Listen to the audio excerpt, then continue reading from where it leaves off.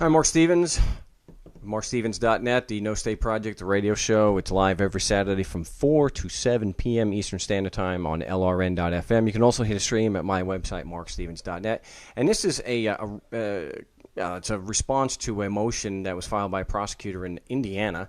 And I discussed it on the last show in a lot of detail. I'm going to go through it quickly, and just so you get the idea so you can see it. Give you a little more context. You notice, so one of the main things we're going to be showing here is that state of Indiana is not a geographic area. They want you to believe it's a geographic area when it's convenient for them. But when it really gets down to it, there is no such thing as the state of Indiana. It's nothing more than words on a piece of paper. It's a pseudonym for guys like Stephen B. McGrady, as we'll see. So what's interesting, though, is it's all in the caption here. Not, this is the JUREF for whatever reason it's up there. But here in the caption, you have state of Indiana in upper and lowercase proper English. So whether there's anything to the old caps, we don't know. I don't know. I doubt it. Anyway, we'll go through this as quickly as we can. One of the ways that Stephen B. McGrady is going to show us that the state of Indiana, that it says here, is not a geographic area, is the fact that it's appearing in court. It's in an adversary proceeding against somebody, so the ground isn't actually the client, unless Mr. Stephen McGrady wants to testify that he's taking his marching orders from the ground. Well, that would be interesting. See if he would admit or deny that.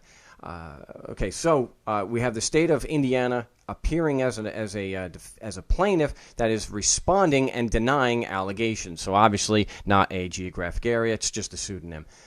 What's interesting here is he's saying that the defendant has asked the court to dismiss this cause. That's an interesting choice of words there.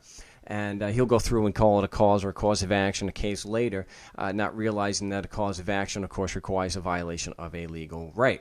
But he misinforms or is trying to misdirect attention away from himself by saying that the defendant alleged the state failed to state a cause. That is not true, and he knows that because he comes down and he says right here, the defendant is under the impression that Deputy Parker has alleged. So he does know that no one alleged that the state did or did not do anything, because we know well enough that there are no facts that the state's just a pseudonym. It's a fiction. What's interesting here too is that Mr. McGrady contradicts himself by saying Deputy Parker has not alleged anything in this case, and then goes on to say Deputy Parker witnessed an incident where he believed the defendant acted unlawfully and filled out 2 tickets, stating he had reason to believe. That will qualify as an allegation. So when you state that you have reason to believe that someone acted unlawfully, that is an allegation. At least that's the way I look at it. So let's go to the next page. Go to the next page here. Okay. Okay. So again, he's coming down, and Stephen B. McGrady, acting in his capacity as Chief Deputy Prosecuting Attorney, determined there was sufficient reason to believe that Miss X had violated the legal rights of the state of Indiana. Now, I don't know about you, but I have never heard of a geographic landmass having legal rights, and he doesn't present any facts whatsoever to lead a reasonable person to believe that this geographic landmass actually acquired these rights. There's no fact. He says, acting upon that belief, I filed this cause of action, which is interesting here for all the naysayers. I did write the motion he's responding to, and he does say right here, the defendant has correctly stated that if she has not violated the legal rights of the plaintiff must fail to state a valid claim, and the cause should be dismissed. So here we've got a prosecutor who's at least agreeing to some common sense here. However, the defendant has neglected to consider the state of Indiana's legal right to enforce traffic tickets. Now, there's no allegations in here, like I mentioned on the show. There's no allegations here that the defendant interfered with this alleged right. It just isn't there. So here we've got more proof that, again, that the state of Indiana is not a geographic landmass, because it says right here, we'll highlight that, this is not, okay. So Indiana, like the other states, so now he's including the other states in this as being on equal footing, of course they're all fictions, has opted to create a set of statutes. So we know that the state of Indiana creating statutes that he's not talking about, that's obviously not a geographic location. So that's pretty easy to see right there. But then he gives that the incident in question in this cause took place at the intersection of, so he's given geographic location, and then he muddies the water, which are both public roads maintained by Fountain County. County being, of course, a political subdivision of, just another legal fiction. So we'll jump to page 3. The county has erected stop signs. So now, I don't know about you, but if a county is just a geographic area, I don't see how it's erecting stop signs, well, erecting anything for that matter. So that's further evidence of that. Let's see where we can go here. So I think we have enough evidence here to show that the whatever is meant by state of Indiana is not a geographic area. What I really like though is when we get to page 3. So let's jump to page 4 rather. I'm sorry.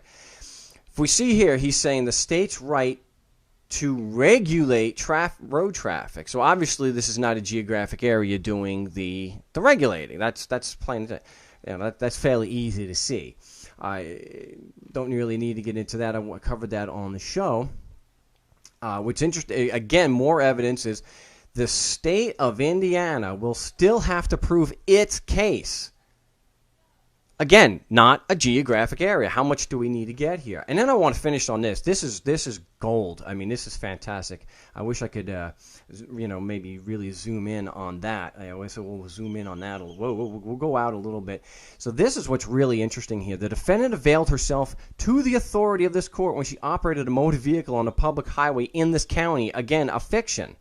Since this controversy, which a controversy requires a violation of legal right and damage, which they did not show. But I've never seen where the court's where this is like a non sequitur of the 10th degree to say that just because you're on the road, you're availing yourself of the authority of the court. I've not read where the authority of the court is based on someone on someone's geographic location. It's usually based on contacts with the forum state being within the state. But again, they're not going to try to go through and show where the state of Indiana is anything more than a legal fiction. So I put in a call to Stephen McGrady, and I'm told, let him know that I'm interested in speaking to him on the show. We'll see what happens. But again, just to end this, never take their word on it. When they say state of Indiana or they say state of Victoria in Australia or something, just question him on it. And look at the language that they use here. Obviously, if the state of Indiana has to still prove its case, it's not a physical geographic location. And mind you, that Stephen B. McGrady, he's supposed to have a burden of proof beyond a reasonable doubt to prove your presence within the plaintiff. Okay? He has to prove beyond a reasonable doubt your presence within the plaintiff, which is the state of Indiana. So, again, no evidence that there is a state, there are no citizens. And for more information, go to markstevens.net.